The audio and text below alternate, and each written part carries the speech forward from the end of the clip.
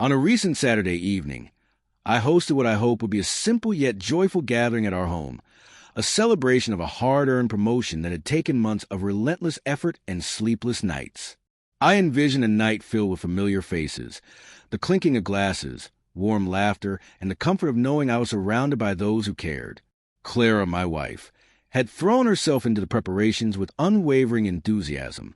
She meticulously arranged vibrant decorations, hand-picked a charming menu, and curated the guest list with care, ensuring every detail shimmered with intention. By 7, our home had transformed into a cozy haven of celebration. The hum of cheerful conversations floated over the soft backdrop of music.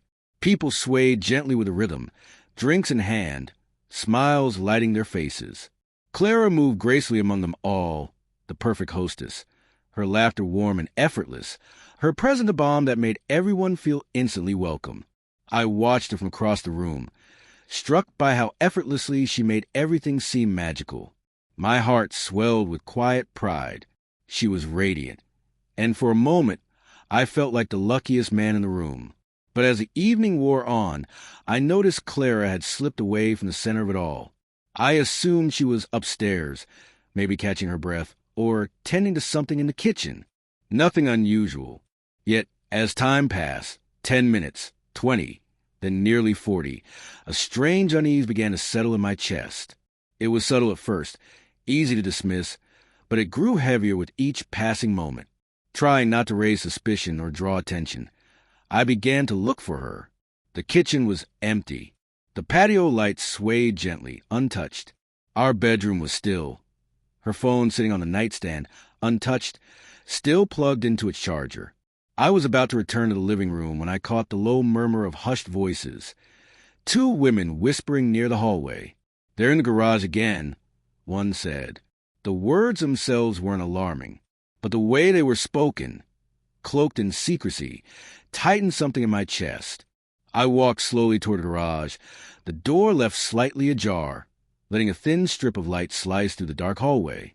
What I saw when I peeked inside sent a cold, jarring ripple through my spine. Clara stood far too close to a man I vaguely remembered, Nathan. We'd met briefly before, introduced through one of Clara's colleagues. I never gave him much thought, but there he was, his hand placed casually, yet intimately on the small of her back. Their bodies leaned into each other in a way that betrayed a deeper familiarity. She laughed, a light, carefree sound I hadn't heard from her in years. It was a version of her laugh that once belonged only to me. I stepped back, heart hammering, before they could notice me. I returned to the party, feigned normalcy, forced smiles, and small talk. But inside, something had shifted. The warmth of the evening had been doused in cold uncertainty. A strange hollowness took hold of my chest, whispering that I just glimpsed the unraveling of something I once believed unbreakable. Later that night, after the last guest had gone, I brought up what I had seen. Calmly, I asked her about Nathan. She brushed it off with a wave of her hand, calling me paranoid, sensitive. She refused to entertain the conversation and retreated to bed, leaving a silence behind that echoed louder than any argument. In the days that followed, I began to notice everything. Every late return, every distracted gaze, every smile that didn't quite reach her eyes. I became a quiet observer in my own life. One evening, while using our shared laptop, I stumbled across a hidden folder buried deep within the file system. Innocent in appearance but unsettling in its secrecy. Inside were screenshots of messages between Clara and Nathan. Some were innocuous, others were not. They were laced with emotional intimacy, quiet longing, and the kind of familiarity that shouldn't exist outside of marriage. One message in particular, still my breath, "I wish I could wake up beside you every morning." I read it twice, 3 times, hoping I had misunderstood. But the meaning was clear. The life I thought we shared had been fractured long before I noticed the cracks. Needing more context, I reached out to a friend who had introduced Nathan. I kept the conversation light, casual, asking about how often they worked together. What I heard confirmed everything I feared. Long evenings at the office, frequent projects, growing closeness over the past year. It all fit. The late nights, Clara's fatigue, The emotional distance. I had once blamed it all on stress, on life simply being hard. I never imagined she was sharing her heart with someone else while coming home to sleep beside me. When I confronted her again, I did so with the evidence in hand. My voice was quiet, my question simple. Do you love him? She didn't answer. She couldn't. Her silence screamed louder than any confession. Then the tears came, thick and remorseful. She apologized over and over, insisted nothing physical had happened, that it had just spiraled out of control. But those words did little to ease the devastation. The betrayal was already complete. Emotional infidelity doesn't leave visible scars. It lingers in the quiet spaces, between sentences, behind glances.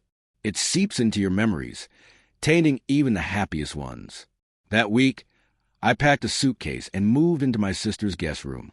Clara sent me long, tear-stained messages, each more desperate than the last. She pleaded for a second chance, begged me not to throw away everything we built. But I couldn't ignore the truth. She had only regretted it once she'd been caught. The trust we had so carefully nurtured over years was now ash. And love, real love, cannot grow in the shadows of deceit. Looking back, I realized that night, the party meant to celebrate my success, was a moment everything changed. Amid the music, the laughter, and the champagne toasts, I discovered the quiet collapse of my marriage. I stood in a room full of joy while my heart quietly fractured. Sometimes, the cruelest truths arrive in the middle of our brightest moments. And once they do, no amount of wishing can make them untrue. I wish things had ended differently.